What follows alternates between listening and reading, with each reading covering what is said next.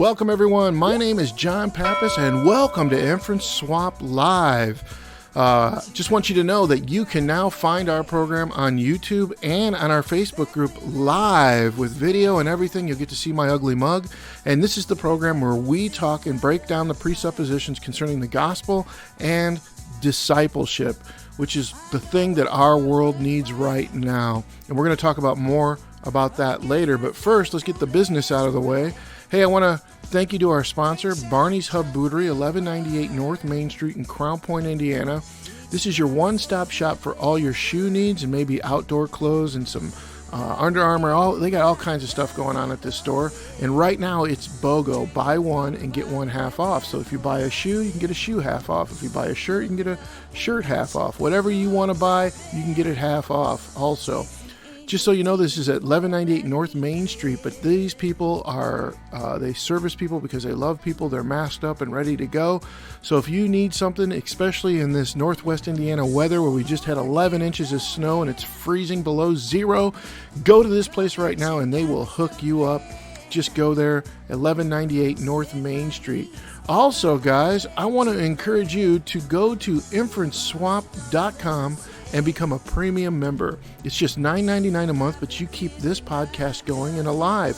And because you do that, we can give you many different resources. Right now, I'm working on the Gospel and God's Judgment resource, but we just released last week. If you become a premium member, you can have this.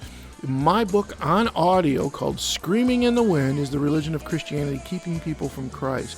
Now, this is going to be an amazing book.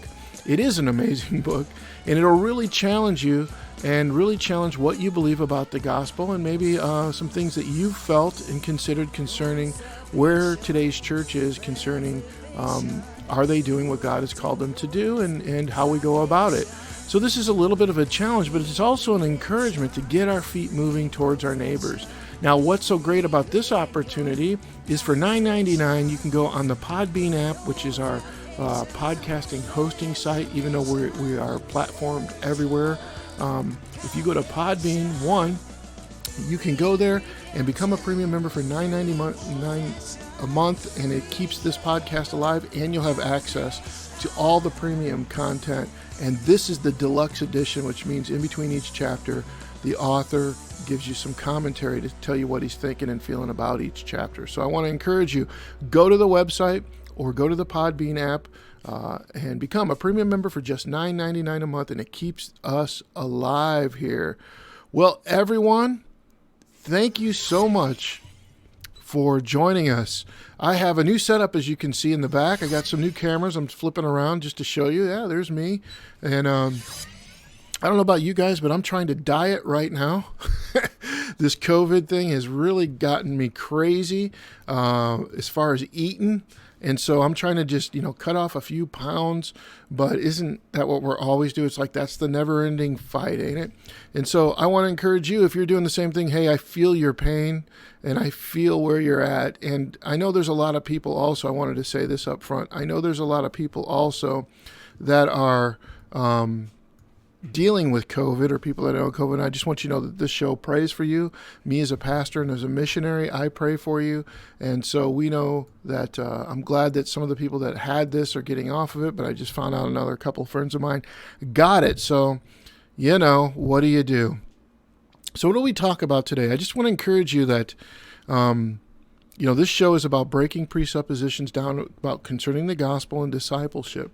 So let me say this about discipleship right up front.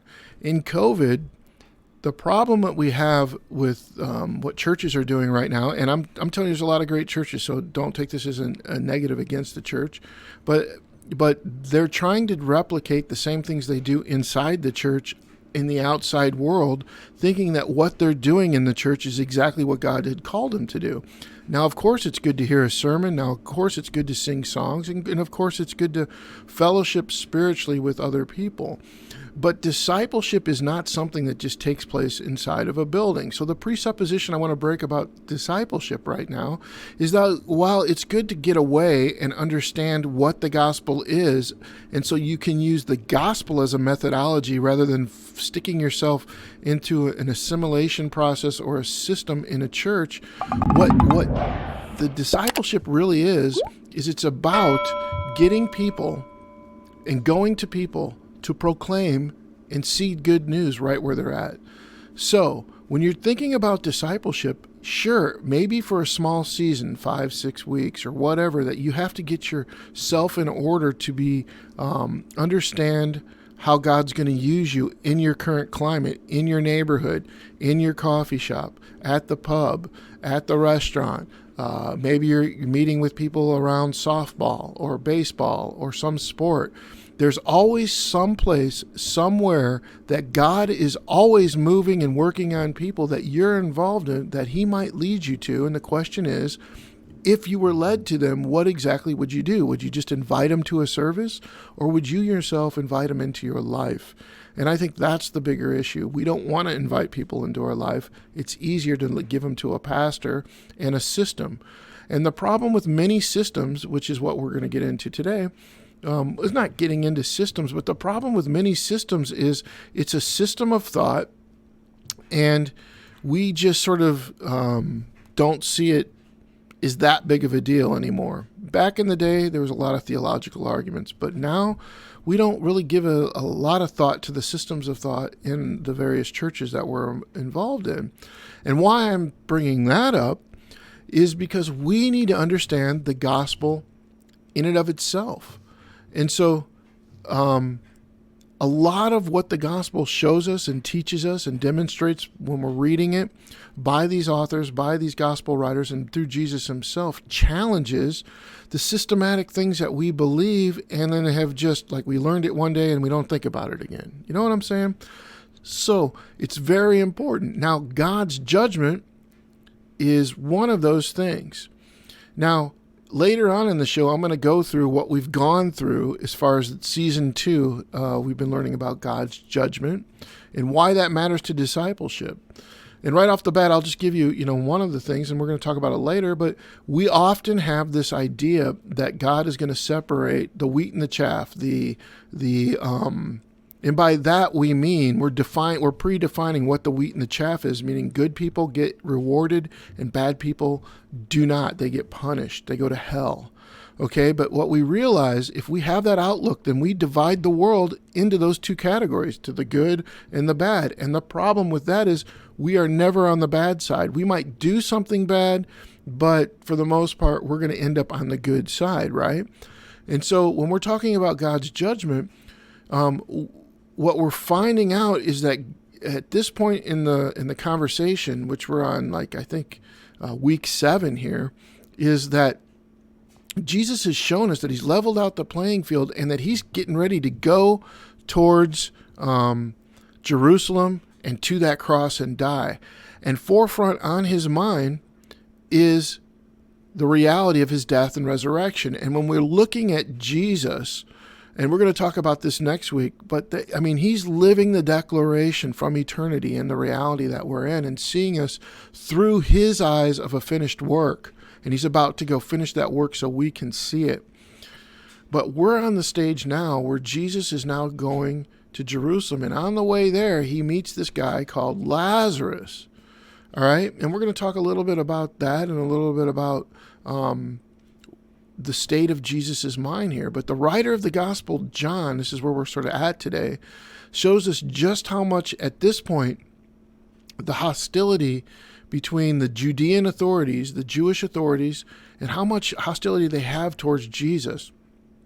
In the scriptures, prior to Lazarus, we find some remarkable stuff out. One, we find that Jesus is provoking these authorities and their charges of blasphemy. And this would end up being the basis of all of those Jewish authorities and all of those leaders coming after Jesus, and it would be the basis for them coming in the middle of the night and putting him under arrest and placing him on trial and condemning him to his death. But Jesus isn't running away from that. He's not backing away from it. In some sense, he's provoking these things. And that's because he's literally the God of truth. He is the way, the life, and the truth, right? And we're going to get to that today too, maybe. But the authorities come to him prior to the story of Lazarus, which is where we're heading. We're heading to the story of Lazarus because it's about death and resurrection. And that's what the key to understanding the parables of judgment is. I would say grace as well. So the authorities are coming to him and they're confronting him once again. And so in John 10:24, it says, "So the Jews gathered around him and said to him, 'How long will you keep us in suspense? If you're the Christ, if you're the Messiah, then tell us plainly.'" Now, let me tell you, man, we're getting late in the game here as far as journeying with Jesus and his mission. And Jesus' answer is so ballsy, I cannot even imagine in any context, you and I answering modern authorities, who, by the way, have no authority to kill us the way Jesus does. But Jesus says to him, he says, "I told you, and you do not believe, that the works I do in my Father's name bear witness about me." And then he states in John 10:30, "I and the Father are one." So they're asking him, they're looking to kill him. They're looking to get rid of him. They're looking to trap him, and Jesus doesn't even care. He gives them exactly what they want, and he does tell them the plain, "I and the Father are one. The Lord is God, and I am God. I and the Father are one. I am doing his works, and he is doing his works through me." You know what I'm saying? So this raises everything to a new temperature. And once again, these Jewish authorities are furious. They know they have to think about how they need to get him. And despite this, the people are hearing him and seeing what he's doing, and they're believing. So we have this dichotomy between the people, a division, and the authorities that the people are under. Now, I'm going to pause here and rabbit trail, but there's a lot of people in the church world that talk about authority, like John Bevere in his book. And I would say that Jesus was rebellious against authority, and that our authority lies to God and God alone. Now, that doesn't mean we don't love each other and respect each other, but I place no man in authority over me but God alone. And so I reject that kind of understanding, because Jesus himself, he didn't seem to go by this authoritarian, hierarchical, spiritual hierarchy kind of idea. He himself was God in our midst. And because of this, he was rebelling, in their eyes at least, to their authorities, which they deem necessary to keep the people in control. And I'll just say this right now, like, it goes against the people that have prophesied about the new president or the old president or President Trump. These people need to shut up. They're not helping anything. They're not doing anything God is doing. I mean, it's easy to sit in your basement and prophesy on a screen and get a bunch of followers. We all want to feel hyper spiritual. We all want to feel like we're purposed in our work, and therefore, because we're purposed, we're okay. We all want to think that we're participating in our salvation, but those things come through God alone. So it's much better for us to live something than to just proclaim something and live the way we want. So having said that, that was a little bit of a rabbit trail. What we find is that there's a division at this point in the story between the people and the authorities of the time. And accordingly, they grow, the Jewish authorities grow more and more frustrated with Jesus. I mean, they're starting to get pissed, but they don't know exactly what they're to do yet, but they're getting desperate to get him out of the way. In other words, they don't just want to get rid of Jesus. They don't want to just get him out of the way. They don't just want to put him in jail till he's forgotten. They could have done those things, right? They didn't do any of that. Look, I'm going to show you what they really wanted to do. And this matters because Jesus challenges their authority, the principalities of this world.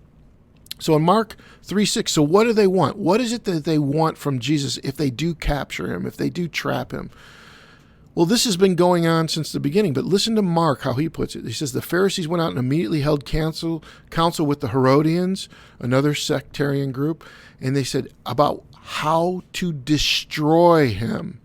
In Matthew 12:14, it says the Pharisees went out and conspired against him about how to destroy him. These are literal words used. In Mark 11, going back to Mark, it says, and the chief priests and the scribes heard it, and they were seeking a way how to destroy him. Why? Because they feared him, because all the crowd were astonished by his teaching. The gospel writer Luke, he says this in 1947. He says, and he was teaching daily in the temple. So Jesus is with the people. He went to the people. I hope we understand that from a discipleship perspective. It's why I say you cannot be a disciple and stay in a building, living in a church. That's not how it works. Disciples go and make disciples. But getting back on track here, in Luke 19:47, it says, and he was teaching daily. The chief priests and the scribes and the principal men of the people were seeking there to destroy him. Do you see what's going on here? They wanted Jesus destroyed, and they were going to do whatever was necessary to make that happen. Now, I want you to see Jesus as he's presented in the New Testament. We go in our churches and we see these like little happy Jesus with sheep around him and little children and stuff like that. And this is not what's going on. This is not what is presented to us in the New Testament. Of course, there's a little bit of that.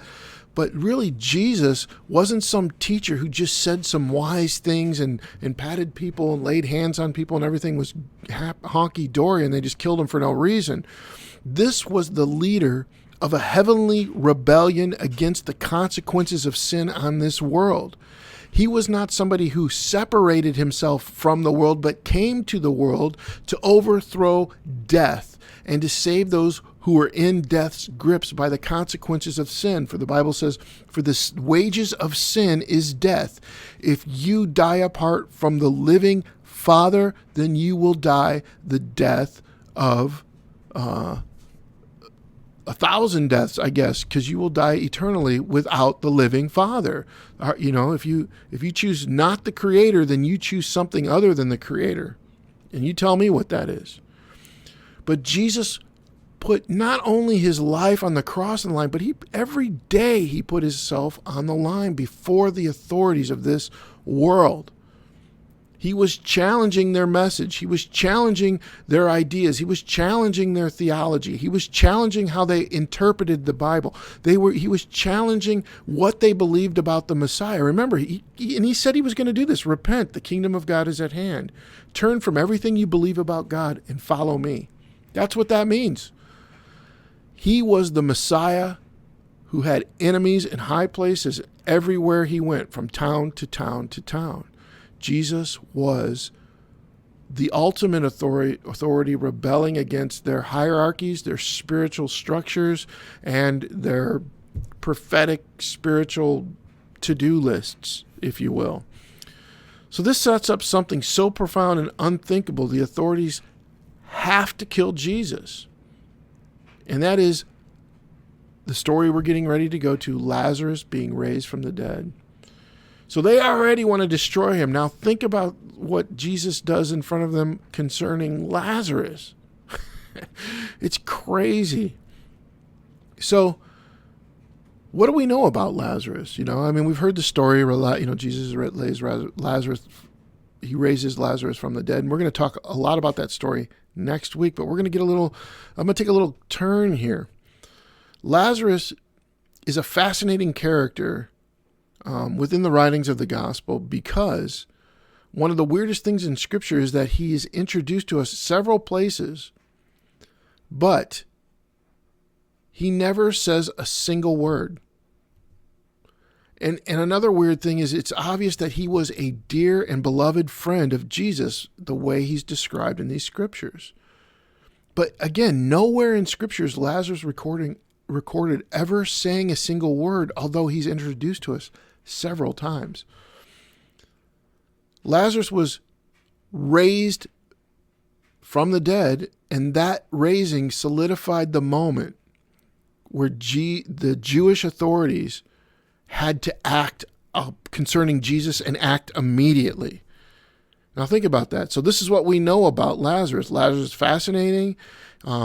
He's introduced in several places. He's a dear friend of Jesus who followed him around in his ministry. We know that Scripture has no record of Lazarus actually saying anything in all of these stories. But we also know that when Lazarus was raised from the dead, it solidified the moment where it actually unified all the Jewish authorities and everyone who was acting in a sectarian group to act on Jesus now. And I'm going to show you this in John 12, 9 through 11. It says, when the large crowd of the Jews learned that Jesus was in town, they came to him, not only on account of him, but also to see Lazarus, who he had raised from the dead. So the chief priests made plan to put Lazarus to death as well, because on account of him, many Jews were going away and believing in Jesus. So they were going away from what they believed. I'm assuming that's some kind of Judaism. And they were coming to Jesus and believing the good news of who he is and what he's doing and what he said he was going to do. So concerning Lazarus, it's not only a strange oddity concerning the actual writing of the Gospel of John, but I mentioned previously that Lazarus is never recorded saying a word. So through John 11, the author does go out of his way when he's telling the story of Lazarus being raised to dead. That's in John 11. So when he's telling the story of Lazarus being raised from the dead, the author goes out of this way to establish this unique relationship between Lazarus and Jesus. The author writes about Jesus being deeply moved in verse 33 and how Jesus was angry and upset by the weeping of the mourners and the mourners themselves in verse 35, and how Jesus himself wept in verse 36, and that he describes Jesus by looking at the bystanders saying, well, I should say he describes the bystanders looking at Jesus as everyone's mourning Lazarus' death, and they say, see how he loved them. So why I'm saying that is the gospel writer remarkably assigns Jesus these incredible emotions, which is really, really peculiar.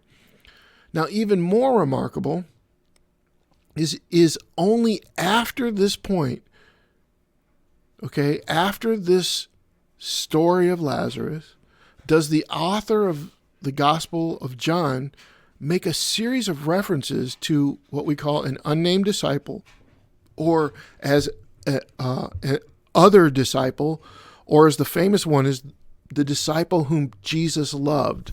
And there's many scriptures like John 13, 18, 16.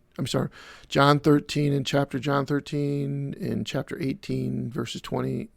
Chapter 20 and chapter 21. There's just a ton of these things, okay? So there's this remarkable reference after this point of an unnamed disciple, or somebody who's called the other disciple, or someone who's called the one whom Jesus loved, and it comes after the story of Lazarus. And the point I'm getting at here is that there is a growing number of scholars who are suggesting that other or beloved disciple is Lazarus. Now think of that. And what makes that so incredible, if that's true, it would change the absolute meaning of the last verse of the Gospel of John and what it means. So you're saying, what is that last verse? The last verse of the Gospel of John, after he's told this whole story, he says, this is the disciple who is bearing witness about these things and who has written these things, and we know that his testimony is true.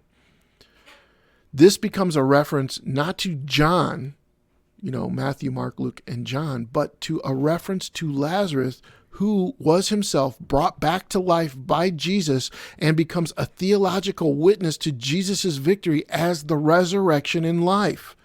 Even more astonishing is Lazarus. Lazarus then is the writer of that gospel, the Gospel of John, the fourth gospel. That is amazing. So here, there is a growing consensus that Lazarus could be the one who is the witness of this resurrection and life and what it means to us, and this idea of how God or Jesus himself is walking through the finished work in his life and walking towards the finished work of the reconciliation in his death and resurrection. Isn't that amazing? So how do we put all this together? And that's where I was sort of looking at right now. How do we put all this together? So I'm going to tell the story of Lazarus next week, but I just think it's fascinating that we have this plot to destroy, and not just kill him or put him away, Jesus. They're going to destroy him. And that Lazarus himself becomes the tipping point of them doing it. In other words, it solidifies all the authorities to come after Jesus because everyone's believing in him, right? So as we're talking about the gospel and God's judgment, how does this all come together? And as we look at these writers of the four gospels, we have talked a lot about the parables of the judgment.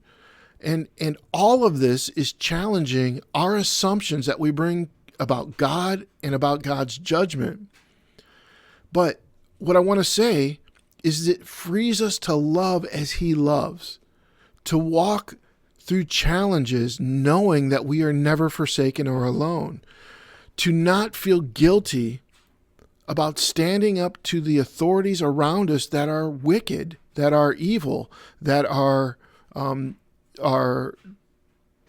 propagating have-tos and don't-dos as all religions do. Right now, I'm rabbit trailing here again. I've been talking a lot on another podcast about the values and politics and policies that we're seeing right now in our community. And I'm doing that because a lot of pastoral ministers have taken the approach to not say anything for the sake of not losing their congregation.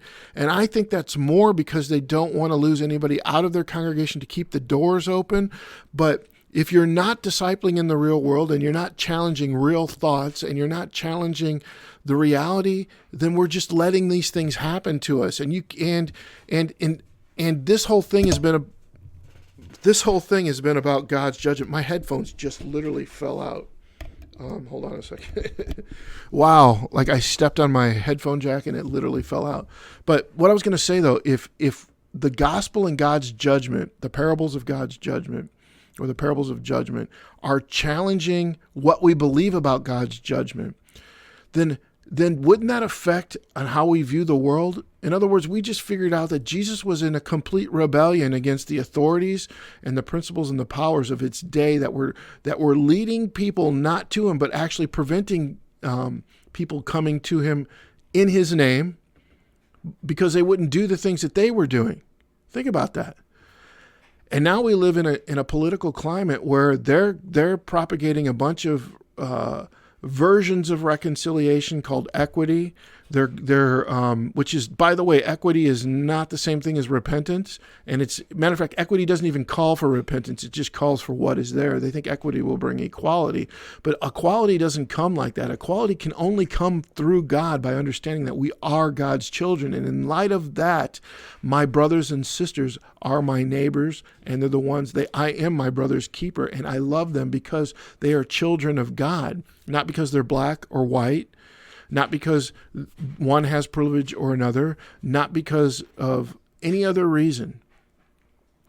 So there's a lot of things that I'm doing this because, there's a lot of reasons I'm doing this because it challenges our assumptions which play out in the world.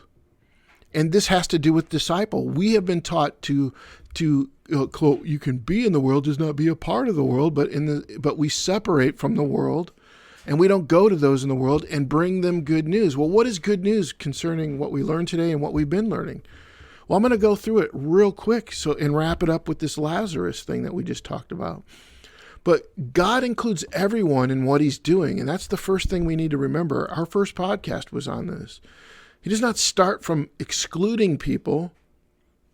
And he doesn't start from excluding people we don't agree with or dislike. His plan of redemption was for everyone, and his judgment that he took upon himself was for everyone. That brings me to 2. God's judgment is the ultimate offer of grace. We can't get lost. We can get lost in judgment scriptures that are secondary to the writers, like Paul's point. And that's what that one, and I've addressed this before, but Jesus took the wrath of God on our behalf. He didn't die just for the good people, whatever that means. He died for the world. For God so loved the world, he gave his only son. That work of judgment is finished and now is our offer of grace. Do you see this? This is why the story of Lazarus is so important, because he is the resurrection and the life. He is seeing people through this work. We do not. Our discipleship in modern day churches told us to separate from the world, and if they start showing some interest, somehow to invite them to a service. We are called to bring good news, to be people of good news. We are people, we are the way. God's judgment is a victory by losing for the losers. This is the third podcast we did. We learned that God's judgment is victory by losing for the losers. You see, our human nature is to one-up each other. We want to win at all costs because we've been taught that winning is everything. So we want the big house, the big car, the good job, all the money. And we want all of it to show how incredible we are. But Jesus didn't come with armies and wealth and nation states and political blah, blah, blah. He came to bring a kingdom and seed that kingdom. But in that kingdom, he came to lose, meaning he came to die. And that in that, Jesus identifies with the least of the people, with the lost, the last, and the losers of this world, because he himself came to lose. He brings the overlooked and the lowly hope, because the world has cast them away because of their winning. Think about the Pharisees. Where were the Pharisees as Jesus is approaching all these people, like the women at the well? You know what I'm saying?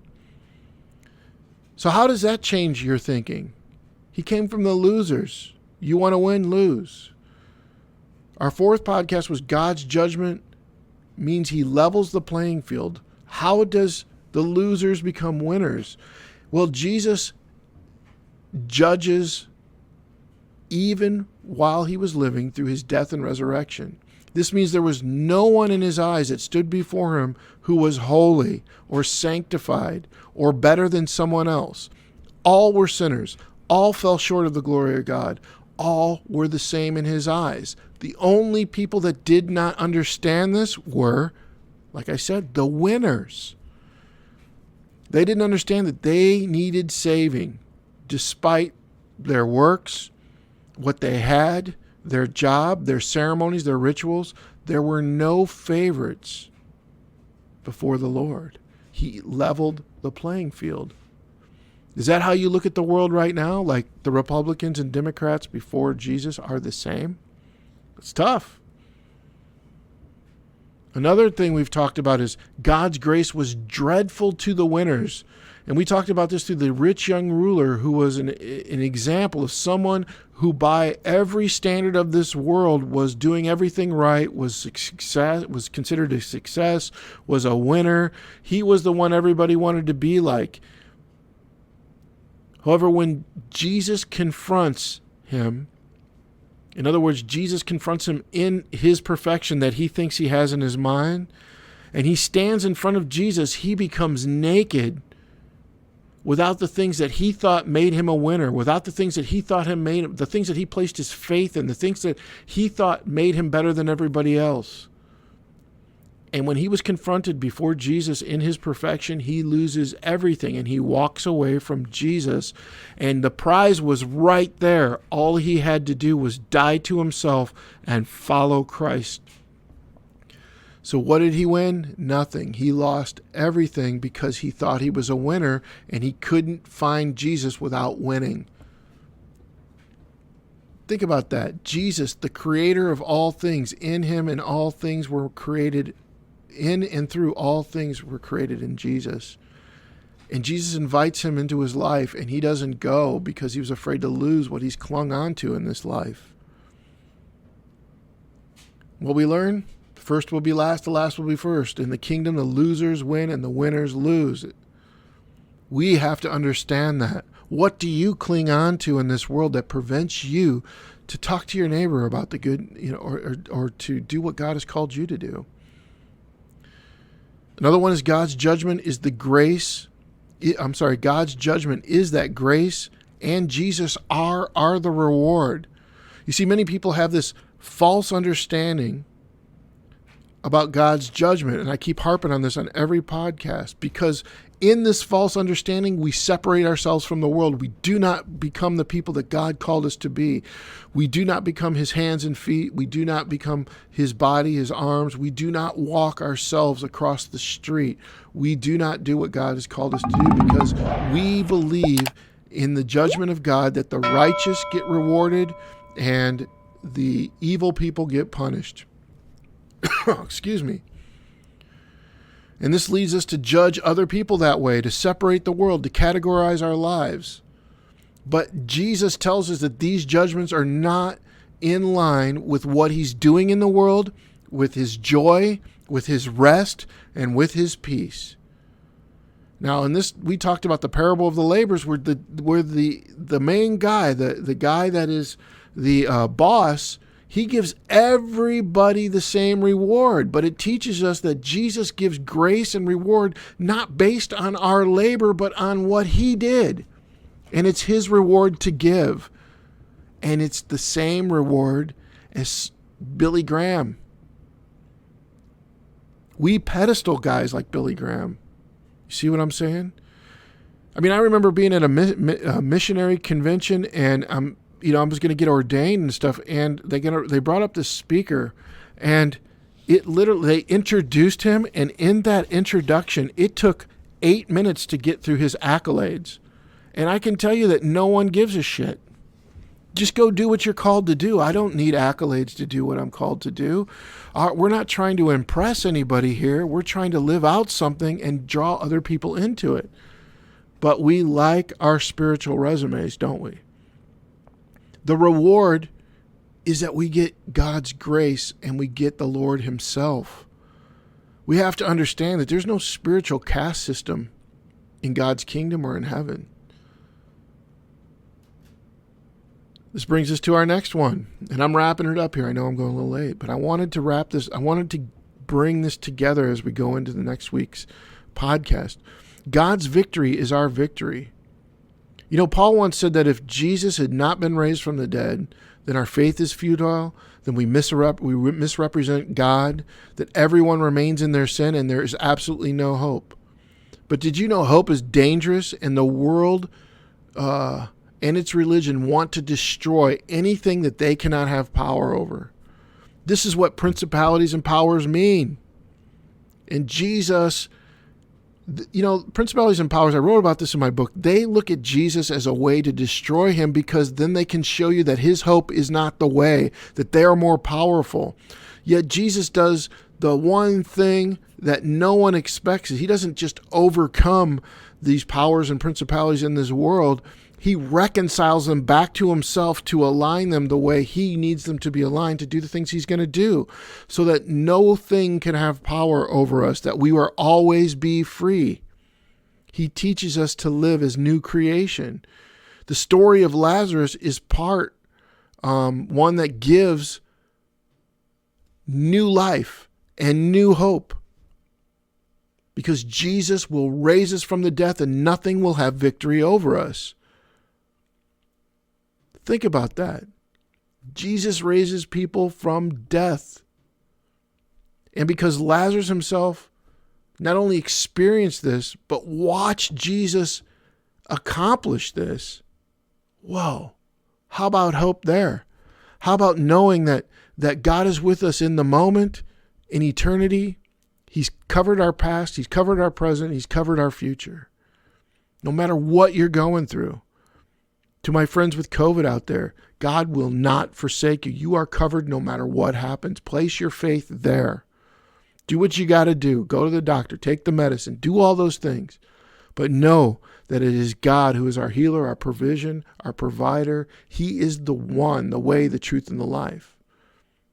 This is what the story of Lazarus gives us today. He is the hope. Lazarus is a witness in his life of the resurrecting power of Jesus in the now. And he's also a witness that Jesus himself overcame all the principalities and the powers of this world by his blood on the cross and resurrected and overcame death and sin to give us resurrection and life. Come on, man. This is what I'm talking about. But if we view things in categories, in and out, good people get rewarded, evil people get punished, then we're not understanding this gospel, and we will not do what God has called us to do. It's why I'm taking the time to do this up front in this season. So I want to encourage you, put your hope in Jesus. Place your faith in the one who's overcome all things, because he is the one that brings freedom, healing, love, and life. All right, I am going to shut up here. I hope this really encourages you. I know I went through a lot of different things, but if you haven't been caught up, you're caught up now, right? And if you didn't know the gospel, I hope you're starting to see that what God has done has been, even in his death, was an offer of life. And even in our death, if we come to him, we will have life because of his resurrection. Come on. All right, so next week we're going to continue in our story of Lazarus, but I want to encourage you to go read something. I never do this. But this week, as you're thinking about what I said here today, and maybe you're going to go through some other podcasts that I've done in season 2 here concerning this, I want you to read 1 Corinthians 15. It will bless you. It will bless you. It's Paul talking about the resurrection, about Jesus and what he accomplished and what it means if you don't believe it. Come on. All right, so guys, I want to encourage you to keep your eyes on the Lord and know that his victory makes us losers winners. Come on. So this is me saying goodbye. But before I say goodbye, one last thing. I want to encourage you to go to our YouTube channel and subscribe. You can see this podcast right here, right now. Go to our Facebook channel. If you don't have a YouTube, go to our Facebook group and you can see it there. Or go to our any podcasting app that you had, and you can listen to the audio version of this. We love you. We thank you for listening to our Inference Swap, the place where we break down presuppositions of the gospel and discipleship. Be blessed until I see you next week. We love you, and I will see you again. Bye-bye now.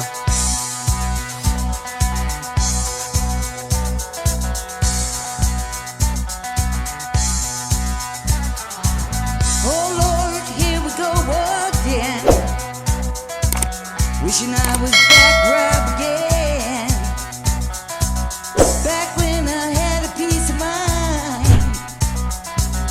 Give me back to a simple kind of life. I know I fought a good fight against my self-foolish pride. Take shot just to feel the burn. Teach my soul to live and learn. I've been feeling like dust in the wind, drinking from the bottle that's half full of sin, looking up when I should look within, chasing angels, demons won't let me in.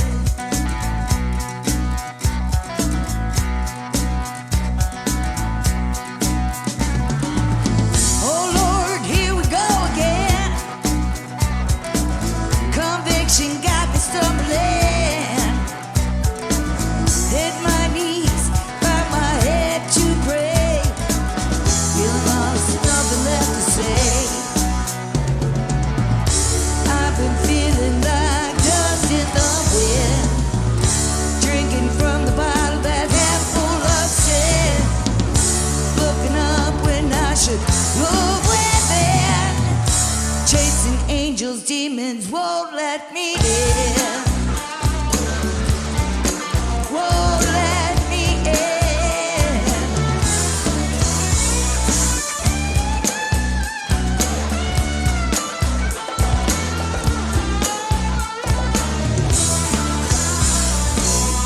No salvation, preservation, work towards condemnation. Need redemption, repossession.